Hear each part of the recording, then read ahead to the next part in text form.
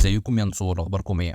النهارده ان شاء الله هندخل مشروع جديد لمشاريع القناه وهو بوت نوت بيكسل. طبعا اللي خلينا ندخل البوت ده لمشاريع القناه انه تبع لبوت نوت كوين، وطبعا كل الناس عارفه بوت نوت كوين اللي اقل ربح فيه كان 200 دولار، وناس كتير جدا اترضت منه. فخليك عارف ان اي بوت تبع لبوت نوت كوين هيبقى كويس جدا ان شاء الله، والبوت بصراحه ممتع وهيعجبكم ان شاء الله. وانا ان شاء الله هشرحه بطريقه مبسطه وسهله جدا بحيث حتى اللي كان شغال عليه ومش فاهمه يفهمه اكتر باذن الله. بس قبل ما نبدا الفيديو ما تنساش تصلي على النبي وتنورني في جروب التليجرام عشان بينزل عليه اخر الاخبار اول باول. بنزل عليه كل البوتات اللي بشرحها على اليوتيوب قبلها بيوم، فيا ريت تكون منضم عشان تكون من اوائل الناس اللي بتدخل البوت. وطبعا جروب الشات مهم جدا عشان بتواجد فيه شخصيا وبحل فيه جميع المشاكل باذن الله. وطبعا اللايك والسبسكرايب في اليوتيوب هنا بيدعمني في صناعه المحتوى، بيخلي يظهر بالكواليتي اللي انت شايفها دلوقتي. والنهارده ان شاء الله هنتكلم على بوت نوت بيكسل التابع لنوت كوين.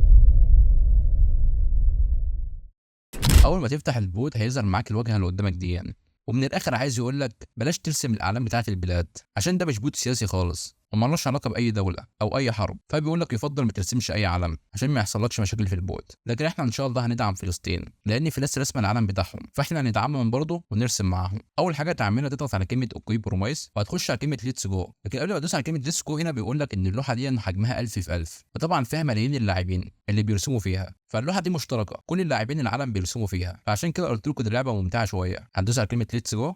زي ما انتم شايفين اول ما يفتح معاك البوت هيكون بالمنظر دون، كلها رسومات واشكال وناس مبدعه الصراحه. لو انت عايز تزوم هتزوم بصباعك، لو انت عايز ترجع برضه هترجع بصباعك، او ممكن تضغط على الاكس، او ممكن تضغط على علامه الزائد او علامه الناقص. وطبعا انت بتتحرك من صباعك وكل حاجه يعني.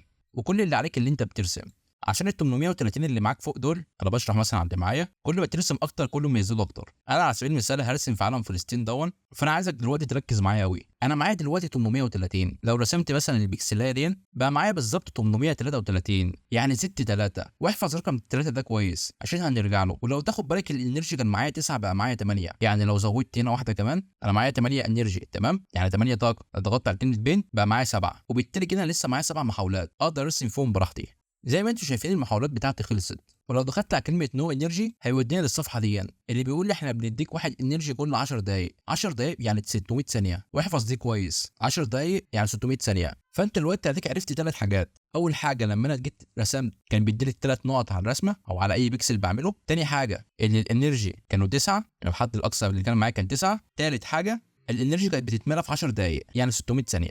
دلوقتي بقى نخش على اهم حاجه. هتدوس على عدد عملاتك اللي فوق اللي انا دلوقتي معايا منه 873. كل يوم في تعدين كده صغير بيديك عملات بسيطه جدا. هتدوس على كلمه كليم وبس كده جمع لي العملات دي. طبعا عشان تجمع العملات دي عندك مهمات كتيره جدا تحت شبه اي بوت. تنضم القناه، تعمل ريتويت على تويتر، في هنا حاجات بتخليك تدفع فلوس لكن احنا طبعا مش هنعملها. تمام؟ خانه البوست دي بقى اهم خانه، خلينا بقى نشرح واحده واحده. اول واحده اللي هي بنت ريورد، بيقول لك انت لو رأيتها ب 500 بي اكس اللي هي العمله هنديك مكان 3 ونص. طب تعالوا كده نرجع ونفتكر ايه ال3 دي. فاكرين لما كنت بضغط او بعمل بكسلايه كان بيزود لي 3 نقط؟ هي دي لو رأيتها بدل ما اخد على البكسلايه 3 نقط هاخد على البكسلايه الواحده 3 ونص. فهمت دي لازمتها ايه؟ من الاخر بتزود لك عدد النقاط للبكسلايه الواحده. طب بالنسبه للريشارجنج سبيد، الريشارجنج سبيد دي زي ما قلت لك كل 10 دقائق اللي هي محاوله. طبعا 10 دقائق يعني 600 ثانيه. هنا بيقول لك لا، لو رقيتها هنقللها لك من 10 دقائق ل 9 دقائق وشويه، يعني من 600 ثانيه ل 570 ثانيه. يا رب تكون الحته دي وصلت. يعني مكان 10 دقائق للواحده هو 9 دقائق وشويه. عندك الانرجي ليميت، اول ما فتحت البوت خالص زي ما انت شفتوا كان معايا 9 محاولات.